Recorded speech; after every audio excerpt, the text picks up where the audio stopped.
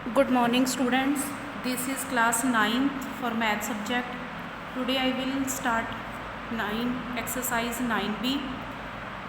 In this exercise all the questions are based upon concurrency of triangles. Concurrency of triangles. Now what do you mean by concurrency? Concurrency means similar. It means similar. Similar means same. And concurrency of triangle means triangles are same. How triangles can be same? I will explain to you. Suppose we have two triangles.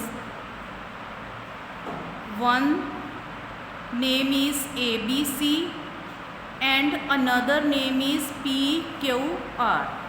First triangle is ABC and next triangle is PQR. We have to prove that these two triangles are concurrent. Concurrent means similar. They are same. Their sides are same. Their angles are same. We have to prove. So for this we have the four conditions. One is SSS. Next one is SAS, then ASA, then RHS. SSS means side, side, side. When the three sides of the triangles are equal, we will say these two triangles are concurrent. Suppose here AB and this side is PQ. These two sides are equal, means इन दोनों triangle की ये वाली side equal है, means AB is equal to PQ है and BC is equal to QR. BC is equal to QR and third side is AC और जा CA. So CA is equal to RP. RP means here three sides are equal. Then we can say that these two triangles are concurrent. We will write triangle ABC is concurrent. This is the sign for concurrency. Concurrent sign. Triangle PQR. When the three sides are equal, then we will say these two triangles are concurrent. Means ये वाली triangle उठा के इसके ऊपर रखोगे तो ये दोनों का साइज क्या आएगा, सेम आएगा. Then next condition is SAS. S for side, A for angle and again S for side. Means two sides are equal and one angle is equal. Suppose we will take AB. AB is equal to, this side is PQ and this one BC is equal to QR. इन दोनों side के बीच वाला angle, these two angles are equal, means angle B is equal to angle Q. Then two sides one angle. By SAS condition these two triangles are concurrent. जो दोनों sides लेनी है उनके बीच वाला ही angle same होना चाहिए. ये नहीं कि यहाँ पे B है तो this P is equal, no. जो दोनों साइड्स हैं उनके बीच वाला ही एंगल इक्वल होना चाहिए. Then another is ASA. A for angle, S for side, again A for angle. So angle side angle, दो एंगल इक्वल होंगे और उनके बीच वाली side. Suppose here angle B is equal to angle Q. Then angle C is equal to angle R. ये दोनों angles कौन सी side पे आ रहे हैं, ये BC पे आ रहा है, ये QR. तो BC is equal to QR.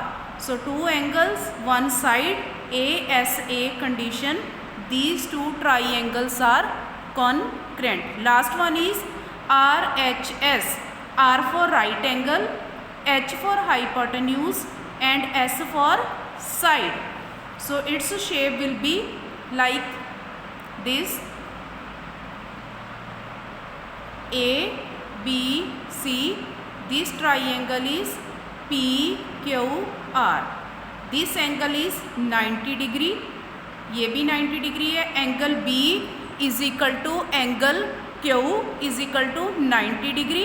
इनके सामने वाली side AC is equal to PR और कोई भी एक साइड इक्वल होगी. Then we will say RHS condition. These two triangles are congruent.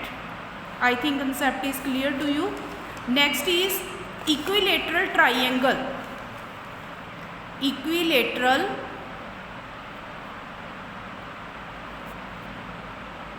triangle. Equilateral triangle is that triangle in which all the sides are equal. All the sides are equal. So if sides are equal, सबके angle भी same होंगे. 60 degree, 60 degree, then 60 degree. So all sides are equal. A, B, C. So here AB is equal to BC is equal to CA. AB this, BC and CA. Then next one is isosceles triangle. Isosceles triangle. In the isosceles triangle, only two sides are equal. So this is triangle PQR. PQ is equal to PR. PQ is equal to PR. Then इनके opposite angle, angle Q is equal to angle R. ये दोनों क्या होंगे? आपस में equal होंगे. अगर ये दोनों साइड्स इक्वल हैं तो उनके सामने वाले भी एंगल्स क्या होंगे? इक्वल होंगे. Then next one is vertical opposite angle. Vertical opposite angles. vertical opposite angle, if two lines are intersecting, then opposite, these two are opposite angle, these are known as vertical opposite angle. So this will be equal, this will be equal. ये angle क्या होंगे? equal. Suppose its name is angle 1, its name is angle 2, then angle 1 will be equal to angle 2. Another pair is, this angle is angle 3, this one is angle 4. So angle 3 is equal to angle 4. But these angles will only be found in lines only. ये सिर्फ line से ही बनेंगे. I think this is clear to you. Next one is linear pair. Linear pair means if we have straight line and any other line will intersect or cut it, then these two angles will be linear pair. Or we can say, suppose this is angle 1, this is angle 2, angle 1 plus angle 2 will be 180. इन दोनों को plus करके 180 पे आएगा. And these two angles will lie on the straight line. Then this will be known as linear pair. So students, that's all for today. Go through the written assignment and revise this exercise. Thank you and have a nice day.